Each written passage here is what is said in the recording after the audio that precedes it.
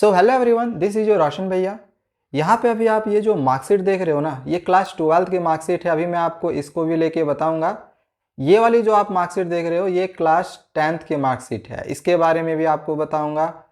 इससे पहले यहाँ पे आपको ये सीबीएसई का एक ऑफिशियल सर्कुलर जो दिखाई दे रही होगी वो है पासिंग मार्क्स को लेकर फॉर क्लास 10th 12th। यहाँ पे तो 2024 दिया हुआ है, लेकिन 2024 इस साल की हम बात करें या नेक्स्ट सेशन की बात करें, आपकी जो पासिंग मार्क्स होने वाली है वो सेम एज इट इज़ जो इस साल रहने वाला है वो नेक्स्ट ईयर भी रहने वाला है।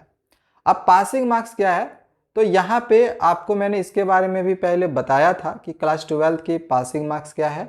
तो उनको थ्योरी पेपर में भी 33 मार्क्स लाने होते हैं एंड 33% मार्क्स लाने होते हैं, एंड इंटरनल असेसमेंट में भी 33% मार्क्स लाने होते हैं, यानी कि दोनों में पासिंग मार्क्स उनका अलग अलग है। वहीं अगर हम क्लास 10th की पासिंग क्राइटेरिया का बात करें तो क्लास 10th वालों को ओवरऑल 33% मार्क्स ही लाने होते हैं, मतलब कि internal assessment plus theory paper दोनों को मिला के आपको 33 नंबर ले आना होता है।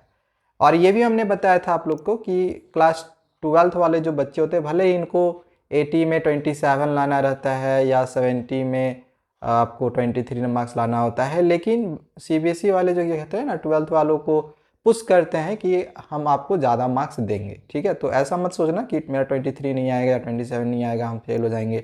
लिख कर आए होगा ना कुछ भी, थोड़ा बहुत भी टॉपिक से रिलेटेड, तो नंबर दे दिया जाता है।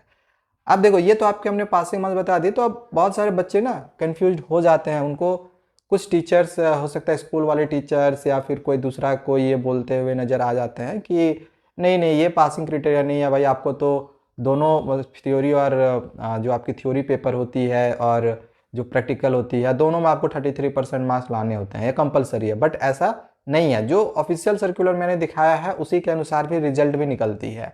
अब सीबीएसई का ये जो रिजल्ट है इसके बारे में आपको थोड़ा सा बता रहा हूँ। देखो, ये क्लास 12th की रिजल्ट है। अब इस स्टूडेंट का देखो यहाँ कंपार्ट लगा है, क्यों कंपार्ट लगा है रीजन बता रहा हूँ। क्लास 12th का ये रिजल्ट है। ऐसे इसमें बहुत सारे सब्जेक्ट ले रखी थी, यहाँ पे देख सकते हो। एंड इसकी एक यहाँ पे देखो तो एक मैथमेटिक्स की भी है, जो कि एडिशनल सब्जेक्ट में चला गया था। क्यों एडिशनल सब्जेक्ट में चला गया? ऐसे इसने और भी बहुत सारे सब्जेक्ट लिए थे।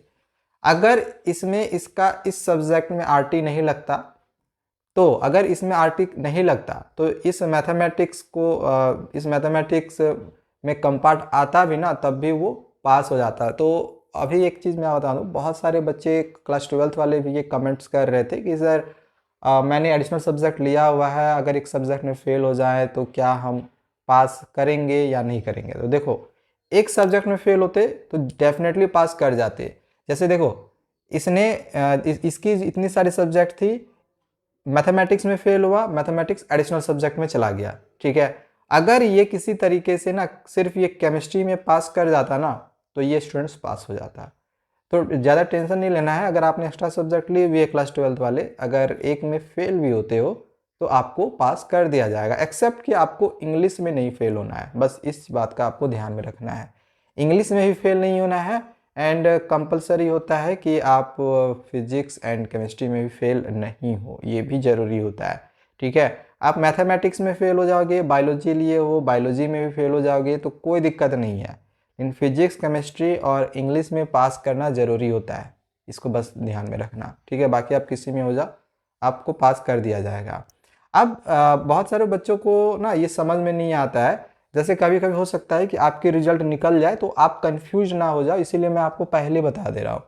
अगर आपके रिजल्ट में आरटी लिखा हुआ आ रहा है, ये क्लास 12th वालों का लिखा हुआ आएगा, 10th वालों का नहीं आना चाहिए। ठीक है, तो आरटी लिखा हुआ अगर आपके रिजल्ट में आता है इस तरह से, इसका मतलब क्या होता है? आरटी का मतलब होता है रिपीट थ्योरी, मतलब कि आपको सिर्फ थ्योरी के एग्जामिनेशन देने होंगे। जो आपकी कंपार्टमेंट की परीक्षा होती है 2 महीने के बाद, तो उसमें आपको थ्योरी के एग्जामिनेशन देने होंगे। ठीक है, वहीं अगर रिजल्ट में लिखा रहता आरपी, मतलब कि आपने प्रैक्टिकल में अब्सेंट कर दिया है, आपको प्रैक्टिकल की परीक्षा देनी होगी। ठीक है, तो बस यही है आपका। देखो, ये क्लास 12th का हमने बताया। एंड ग्रेडिंग पर भी नोटिस करना, देख लो जो जो फेल है जो सब्जेक्ट में ना, उसमें ई ग्रेड मिला है। तो जब भी आप फेल होते हो ना, तो आपको ई ग्रेड मिल जाता है। एंड अगर हम क्लास 10th की रिजल्ट की बात कर ले, यहाँ देखो 10th की है, तो अभी जैसे मैंने कहा कि 10th में क्या है कि आप लोग को थ्योरी पेपर आपके जितने भी मार्क्स का होता है और इंटरनल असेसमेंट जो कि 20 मार्क्स का होता है, दोनों मिला के इंटरनल असेसमेंट प्लस थ्योरी दोनों मिला के आपको कितने मार्क्स चाहिए, सॉरी यहाँ पे 33 होगा ना, दोनों मिला के आपको चाहिए 33% मार्क्स। अब इसका एक अच्छा सा सैंपल देख लो। देखो ये साइंस की इसकी मार्क्स देखो, थ्योरी पेपर में कितने मार्क्स लाए हैं इसने, 16 मार्क्स।